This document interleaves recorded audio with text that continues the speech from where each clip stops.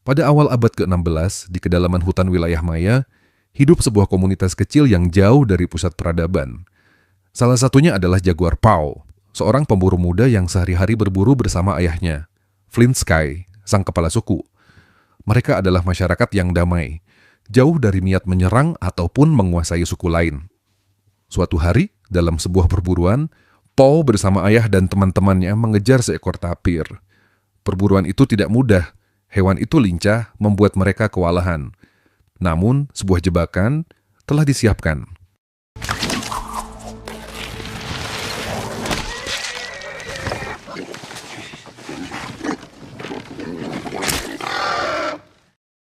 Kegembiraan pun menyelimuti kelompok pemburu. Jaguar Paw segera membedah hasil buruannya, lalu membagi organ dalamnya kepada para saudara satu suku. Namun, ada satu potongan khusus ia berikan kepada Blunt Pit, pria yang kerap dijuluki si Tumpul, karena belum memiliki anak. Dan potongan yang diberikan adalah bagian paling pribadi dari sang tapir. Dengan dalih bisa membantu kesuburan, tanpa pikir panjang, si Tumpul menelan bagian khusus tersebut, mentah-mentah.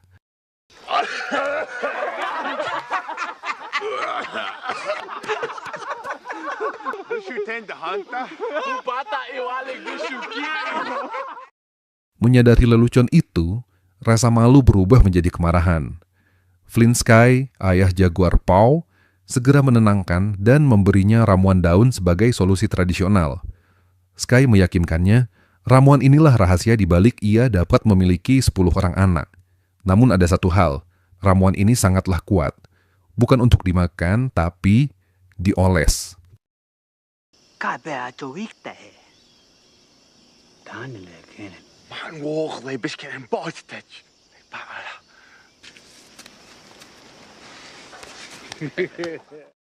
Tak lama, suara dari balik semak mengundang kewaspadaan. Dari kegelapan hutan, muncul sekelompok pengungsi dari suku lain. Wajah mereka letih, penuh kecemasan. Merasa ancaman, Paw dan kelompoknya bersiaga. Namun Sky menahan mereka. Dalam ketegangan itu, pemimpin pengungsi menjelaskan, mereka hanya meminta izin untuk lewat. Mereka mengaku, tanah mereka telah dirampas, desa mereka telah hancur, dan ingin mencari tempat baru. Izin pun diberikan. Seketika, anak-anak dan orang tua keluar dari balik semat. Dari sorot mata mereka terlihat jelas, ada ketakutan yang dalam. Paw penasaran, ingin tahu lebih banyak, tapi ayahnya segera menghentikannya.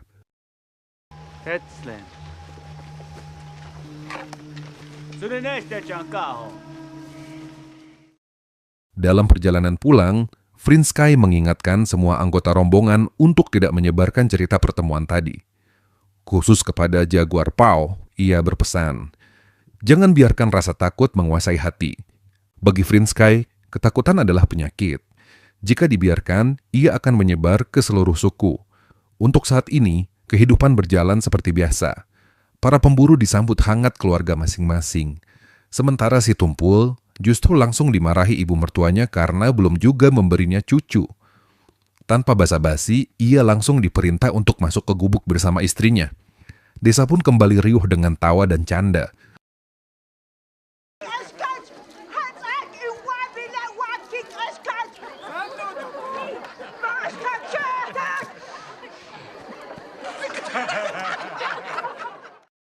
Berbekal keyakinan pada ramuan pemberian Flint Sky, Blunted menerima tantangan itu tanpa ragu. Ia menuruti perintah sang mertua, bertekad membuktikan kemampuannya. Di saat yang sama, Paw kembali ke gubuknya, disambut oleh Seven, istrinya yang tengah mengandung, serta putra kecil mereka yang dipanggil si kura-kura. Namun tak lama, suasana damai itu pecah oleh suara riuh dari luar. Blunted berlari sambil berteriak kepanasan. Racikan daun pemberian Flint Sky yang ia oles ternyata bukan ramuan kesuburan seperti yang dikatakan, melainkan sebuah lelucon. Tawa pun pecah di seluruh penjuru desa. Semua melihat, dari anak-anak hingga orang dewasa, larut dalam kelucuan momen tersebut. Di tengah kerasnya kehidupan suku, tawa seperti inilah yang mempererat persaudaraan.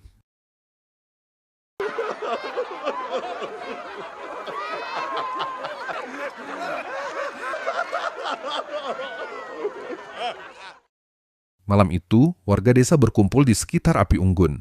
Mereka mendengarkan kisah para tetua, menari, minum, dan berpesta. Lantunan musik dan tawa mengalir, namun Jaguar Po tidak tenang. Bayangan peristiwa siang tadi terus menghantui pikirannya hingga ia terjerembab dalam mimpi buruk.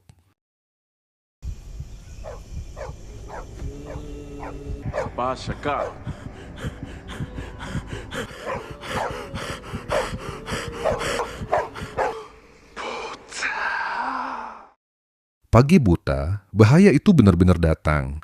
Dari balik pepohonan, pasukan suku Maya yang dipimpin seorang pria bernama Zero Wolf mendekat. Mereka bersenjata lengkap, mengepung desa, menyusup di antara gubuk-gubuk, berniat menyerang saat semua orang masih terlelap. Mimpi buruk Jaguar Po kini menjadi kenyataan. Ia segera membangunkan istri dan anaknya.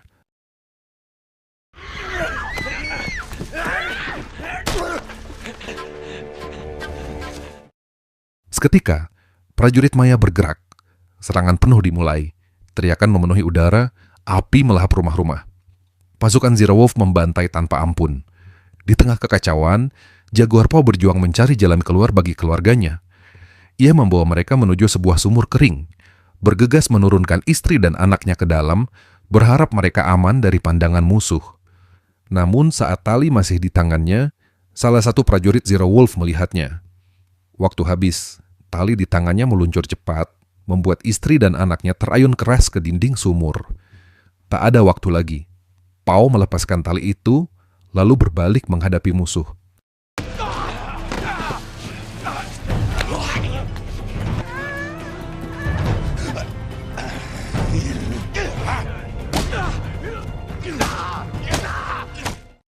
Setelah memastikan istri dan anaknya aman di dasar sumur, Jaguar Po terpaksa membuat keputusan sulit. Ia meninggalkan mereka demi membantu yang lain, dan berjanji akan segera kembali. Lalu Pao mengikatkan tali pada sebuah batu besar agar keluarganya dapat keluar ketika bahaya mereda. Namun, segala yang ada di desa telah hancur. Rumah-rumah terbakar, tubuh bergelimpangan. Teman-teman Pao berusaha melawan, tapi perlawanan itu tak pernah seimbang. Banyak yang tewas, sementara yang selamat diikat sebagai tawanan. Di tengah kekacauan, Jaguar Po menyaksikan ayahnya terjebak duel dengan salah satu prajurit musuh, Middle Eye.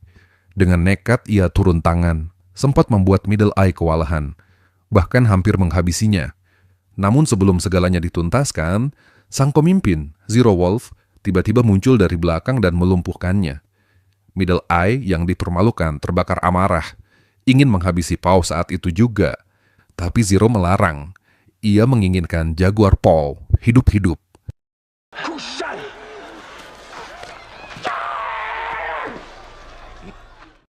Keputusan itu membuat Middle Eye semakin murka. Saat itulah Pao melihat ayahnya yang terikat di hadapannya. Tanpa sadar, ia memanggil sang ayah. Sebuah tindakan yang justru membuka rahasia hubungan mereka. Kesalahan kecil itu menjadi titik balik yang tragis. Middle Eye, dengan dendam yang masih membara, memilih membalas dengan cara paling menyakitkan. Tepat di depan mata Jaguar Pao, ayahnya dieksekusi tanpa ampun.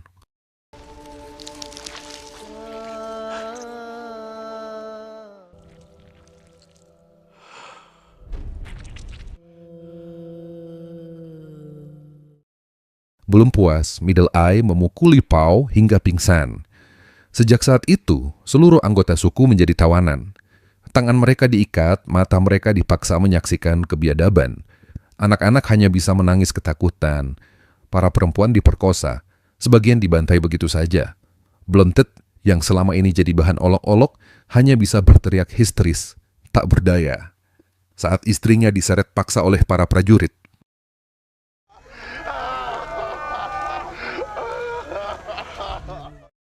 Dalam keputusasaan, Jaguar Po melakukan kesalahan fatal.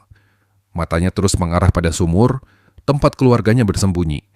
Kecurigaan pun muncul. Seorang prajurit segera memeriksa sumur, dan meski keluarganya berhasil bersembunyi, tali yang ia pasang langsung diputuskan. Pao tahu, kini istrinya benar-benar terjebak. Tanpa dirinya, hampir mustahil untuk bisa keluar. Setelah semua tawanan diikat, mereka mulai digiring meninggalkan desa yang porak-poranda. Rasa takut Pao semakin besar. Ia melangkah pergi, semakin jauh dari keluarganya. Sementara anak-anak yang tersisa dibiarkan begitu saja. Mereka hanya bisa menangis, berusaha mengikuti, menyaksikan orang tua mereka digiring secara paksa.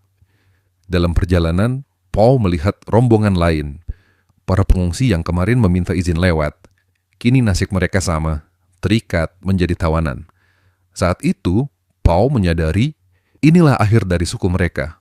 Rombongan terus digiring masuk semakin jauh ke dalam hutan. Di antara para tawanan, ada Kokoa yang terluka parah. Luka yang ia derita membuatnya nyaris tak sanggup lagi melangkah. Namun Middle Eye, prajurit yang dikenal bengis, memaksa Kokoa untuk terus berjalan. Sebagai ancaman, Jaguar Paw dijadikan sasaran pukulan. Demi sahabatnya, Kokoa memaksakan diri untuk bangkit kembali.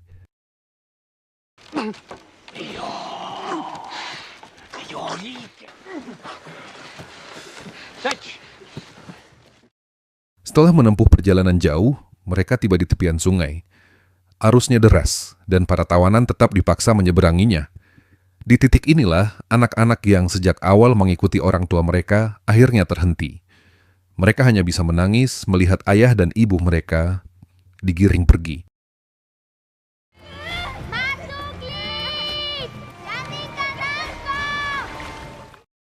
Perjalanan berlanjut mendaki kaki gunung. Luka Kokoa semakin parah, membuatnya kehilangan kendali dan hampir menyeret seluruh tawanan jatuh ke jurang.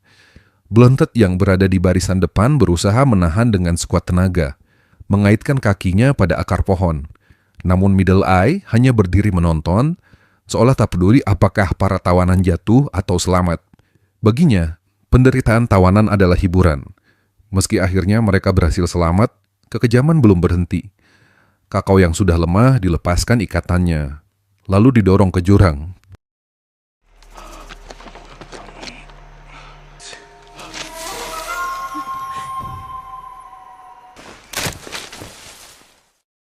Di sisi lain, Seven masih menunggu di sumur kering bersama anaknya. Gelisah, putus asa, namun tetap berusaha bertahan. Meski semakin jelas, harapan untuk keluar semakin tipis. Malam itu, Zero Wolf justru merayakan kebanggaan. Ia menghampiri putranya, Katrok. Sang anak diberi pujian, bahkan diberikan sebuah belati khusus, tanda pengakuan. Ia kini dianggap pria dewasa, siap mengikuti jejaknya sebagai pemburu manusia. Namun di tengah penderitaan, Jaguar Paw hanya bisa menatap langit. Suara guntur terdengar, pertanda hujan akan segera turun. Bayangan istri dan anaknya yang masih terjebak di sumur menghantui pikirannya. Jika hujan datang, nyawa mereka bisa melayang.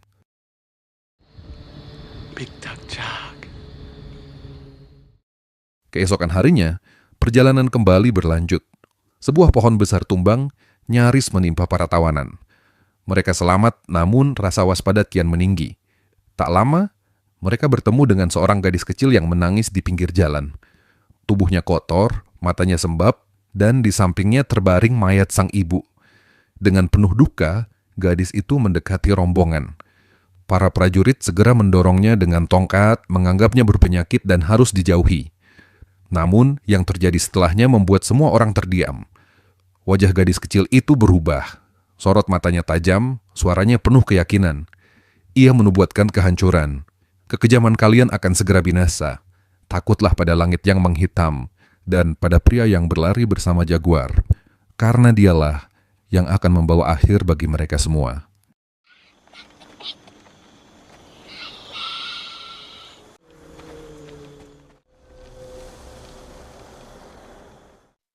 Perjalanan panjang para tawanan akhirnya membawa mereka ke jantung peradaban suku Maya.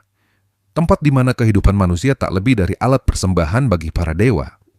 Di hadapan mereka, terbentang pemandangan manusia-manusia yang telah diperbudak. Tubuh kurus, wajah pucat, hidup tanpa makanan dan minuman. Lebih parah lagi, sebagian dipaksa bekerja menggiling kapur putih. Hingga tubuh mereka melemah, batuk darah, dan perlahan menuju kematian. Namun di balik keramaian itu, tampak jelas, kota ini sedang berada di ambang kehancuran. Penyakit menyebar di antara penduduk. Bau busuk memenuhi udara. Di tengah penderitaan itu, seorang kakek renta memohon kepada salah satu tawanan. Ia tak meminta diselamatkan, melainkan berharap dibunuh daripada terus hidup dalam siksaan. Tak lama, Seluruh tawanan laki-laki dilumuri cat biru. Sebuah tanda mereka dipersiapkan untuk ritual pengorbanan. Sedangkan para perempuan diperdagangkan seperti barang dilelang, dijual satu persatu. Hanya mereka yang dianggap terlalu tua yang dibiarkan begitu saja, dianggap tak berharga. Seperti mertua Blontit yang kini dilepas, dibiarkan menjadi gelandangan tanpa arah. Ketakutan semakin dalam saat mereka digiring memasuki sebuah gerbang gelap. Dinding-dindingnya dipenuhi ukiran mengerikan, gambar penderitaan, pemenggalan, dan pengorbanan. Gambar-gambar itu bukan sekedar simbol, melainkan cerminan dari apa yang akan menanti mereka di altar.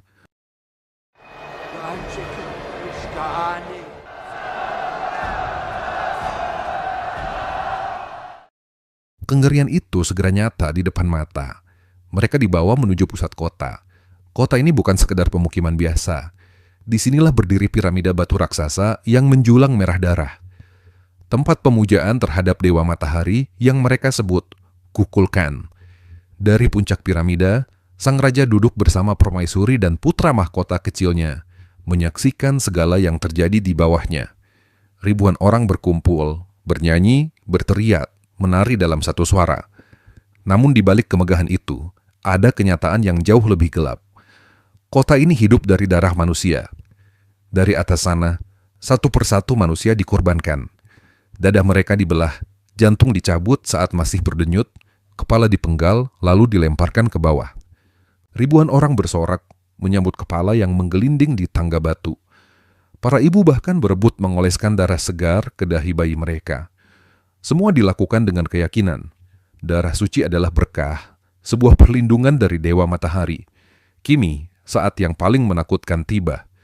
Para tawanan digiring naik, langkah mereka berat, tak ada jalan kembali. Di hadapan ribuan rakyat yang memuja, Imam Agung berbicara lantang. Wabah telah melanda kota, membuat rakyat tampak lemah. Tapi mereka bukan bangsa yang lemah. Dan untuk membuktikannya, darah manusia harus dipersembahkan bagi Dewa Matahari.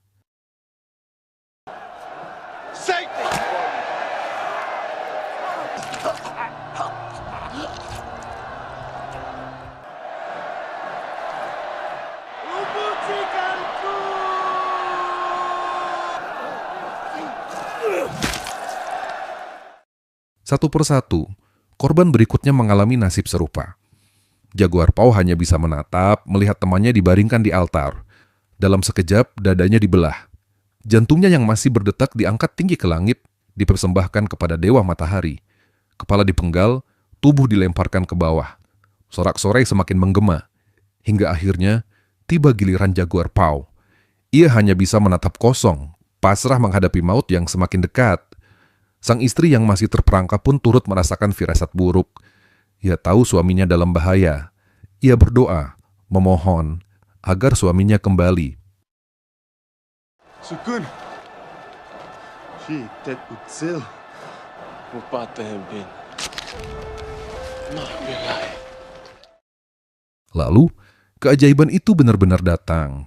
Saat Jaguar Paw dibaringkan di atas altar dan pisau ritual telah terangkat tinggi, tiba-tiba langit meredup.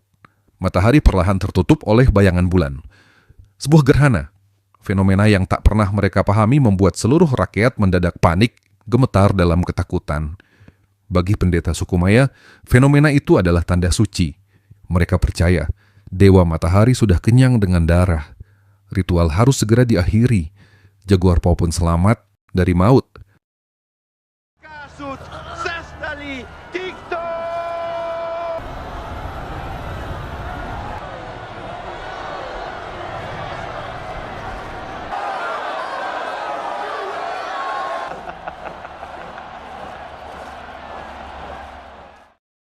Meski nyawanya selamat, bukan berarti ia bebas. Para tawanan yang tersisa akhirnya digiring keluar. Mereka diarahkan menuju sebuah lapangan terbuka. Di sanalah, Zero Wolf telah menyiapkan sebuah permainan yang hanya punya satu akhir, kematian. Sebelum permainan dimulai, Zero Wolf memerintahkan putranya untuk berjaga di ujung lapangan. Tugasnya jelas, menghabisi siapapun yang berhasil lolos. Aturannya sederhana. Para tawanan dipaksa berlari menuju ladang jagung yang terbentang di ujung lapangan. Jika berhasil mencapai tepi hutan, mereka bebas. Voy a orar.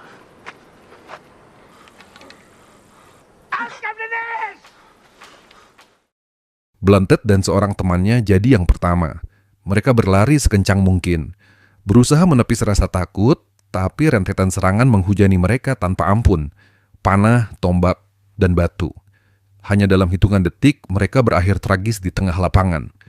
Tubuh mereka roboh, tak berdaya.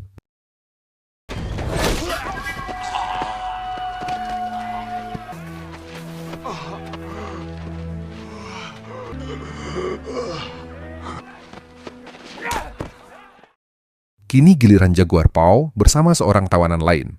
Mereka mencoba strategi berbeda, berlari zigzag, berharap bisa menghindar dari bidikan. Sesaat, seolah ada harapan. Namun, secepat itu pula harapan itu runtuh.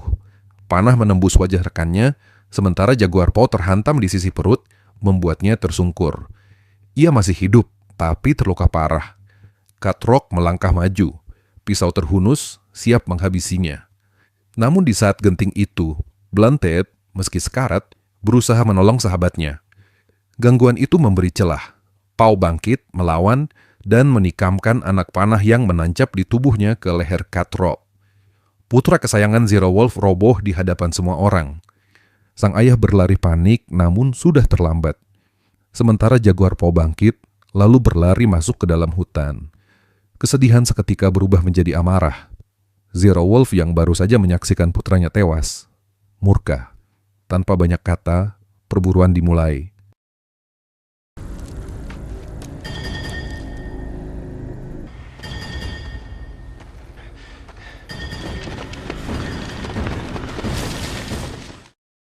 Jaguar Paw berlari sekuat tenaga meski tubuhnya lemah karena luka.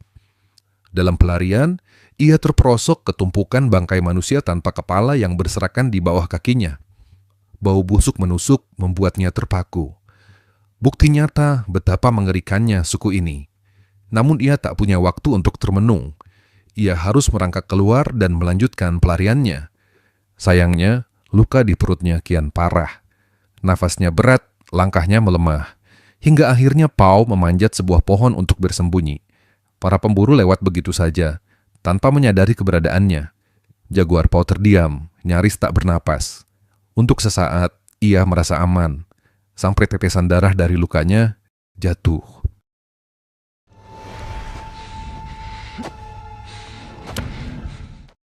Merasa berhasil lolos dari bahaya, Paw sempat merasa lega. Tapi sialnya, terdengar suara anak macan kumbang di dekatnya. Dan saat ia menoleh, matanya langsung bertemu dengan seekor macan kumbang dewasa yang tengah mengawasi. Hewan buas itu mendengus, siap menerkam. Di sisi lain, kelompok pemburu menemukan noda darah di punggung Middle Eye. Itu pertanda jelas. Jaguar Paw masih ada di sekitar mereka, bersembunyi di atas pohon. Para prajurit segera menyebar, kembali memburu. Tak lama, tiba-tiba terdengar suara langkah kaki berlari kencang ke arah mereka. Mereka yakin itu Jaguar Paw, dan langsung bergerak memotong jalannya. Dugaan mereka tidak salah. Jaguar Paw memang sedang berlari sekuat tenaga, hampir seperti orang gila. Namun bukan hanya karena dikejar manusia. Di belakangnya, seekor macan kumbang tengah mengincar. Para pemburu tidak mengetahuinya, hingga ketika mereka berhasil mendekat, malapetaka terjadi.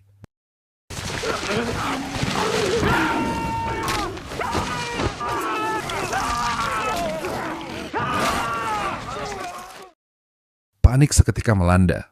Kawanan prajurit segera bereaksi, menyerang bersama-sama, hingga akhirnya macan kumbang itu tewas. Tapi kemenangan itu justru meninggalkan ketakutan. Bagi mereka, membunuh macan kumbang adalah kutukan, sebuah pertanda buruk yang bisa menimpa seluruh kelompok.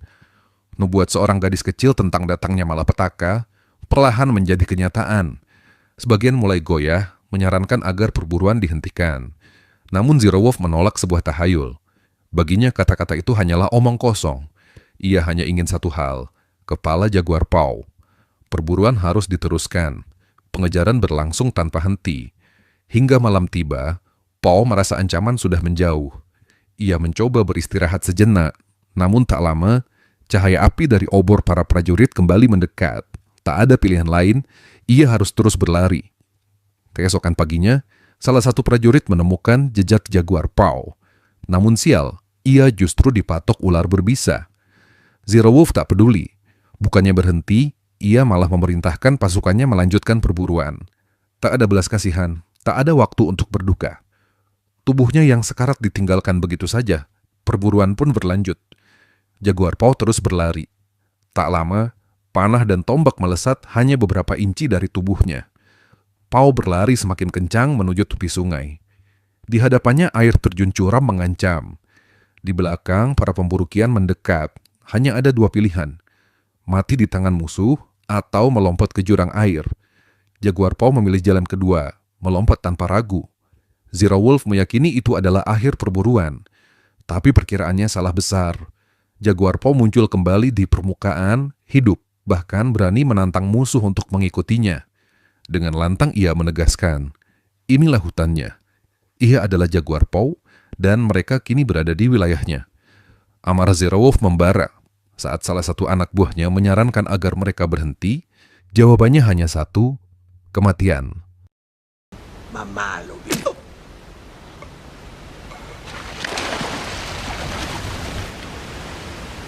Tulaklon Kosit. Dari atas tebing, Zero Wolf memimpin pasukannya terjun ke bawah, menyusul mangsa mereka. Satu orang meregang nyawa karena terhempas batu, tapi sebagian besar berhasil selamat. Jaguar Paw kembali berlari masuk dalam hutan. Namun kali ini, langkahnya terperangkap dalam lumpur hisap. Tubuhnya perlahan tenggelam. Ia berjuang mati-matian hingga akhirnya berhasil keluar dengan tubuh berlumur lumpur. Saat itulah Jaguar Paw sadar. Ia tak bisa terus lari. Cepat atau lambat ia harus menghadapi mereka. Dan hutan, tempat ia lahir dan tumbuh besar, akan menjadi senjatanya. Dengan tubuh penuh lumpur, Jaguar Paw muncul dari balik pepohonan. Kembali menghadapi para pengejarnya. Di tangannya ada sebuah sarang tawon. Siap dilemparkan.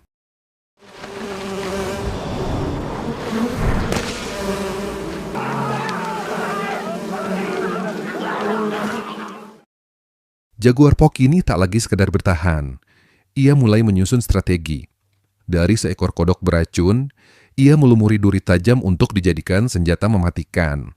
Dengan hati-hati, Paw menebar jejak palsu, meninggalkan tanda di hutan, berputar arah, lalu bersembunyi di balik semak. Begitu para pemburu menemukan tanda itu, Paw melancarkan serangan. 3 duri beracun melesat tepat mengenai tubuh salah satu pemburu. Hanya dalam hitungan detik, musuhnya merintih, lalu roboh tanpa nyawa. Suara itu didengar Middle Eye. Ia berbalik arah.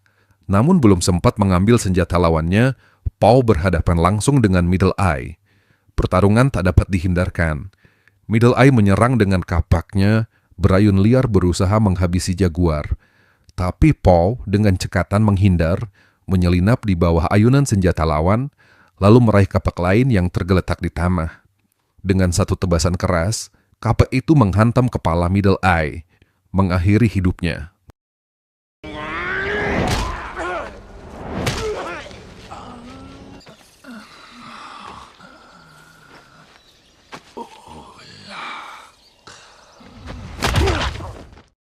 Namun waktu semakin mendesak, hujan turun deras. Dan saat ini, di dalam sumur yang semakin terisi air hujan, Seven mulai mengalami kontraksi. Ia harus melahirkan. Hujan deras membuat waktu semakin sempit. Jaguar Paw berlari sekencang-kencangnya, berpacu dengan waktu demi menyelamatkan keluarganya. Hidup dan mati, kini hanya dipisahkan oleh tinggi air yang terus naik.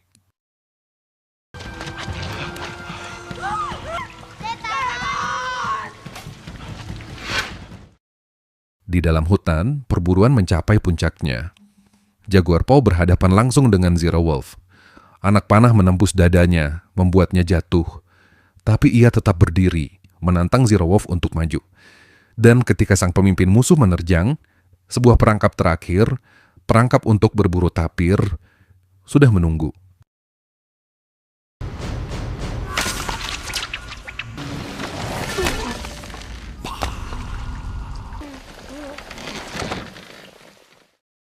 Sementara itu, air dalam sumur terus naik.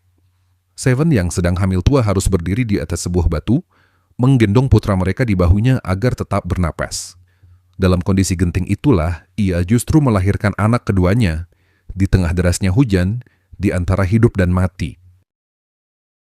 Jaguar Paw terus berlari, masih dikejar sisa kelompok pemburu, hingga akhirnya ia tiba di tepi pantai. Namun di sanalah kejutan besar menanti. Perhatian mereka teralihkan oleh kapal-kapal besar yang sedang berlabuh. Prajurit-prajurit asing dengan wajah dan pakaian tak dikenal mulai menepi. Bagi para pemburu, pemandangan itu mengejutkan. Seakan melihat dunia baru yang belum pernah mereka bayangkan. Momen itu dimanfaatkan Paw untuk meloloskan diri dan segera kembali menyelamatkan keluarganya. Hatinya bergetar ketika melihat anak dan istrinya selamat bersama bayi mungil yang baru saja lahir. Namun kebahagiaan itu bercampur dengan kepedihan. Jaguar Paw dan keluarganya kini menjadi satu-satunya yang tersisa dari suku mereka. Ia memilih kembali ke hutan, mencari kehidupan baru. Di kejauhan, berdiri megah kapal-kapal asing yang belum pernah mereka lihat sebelumnya. Armada besar dari ekspedisi Christopher Columbus. Momen itu bukan sekedar akhir dari pelarian Jaguar Paw, melainkan awal dari sebuah era baru. Era ketika bangsa asing akan menguasai tanah mereka.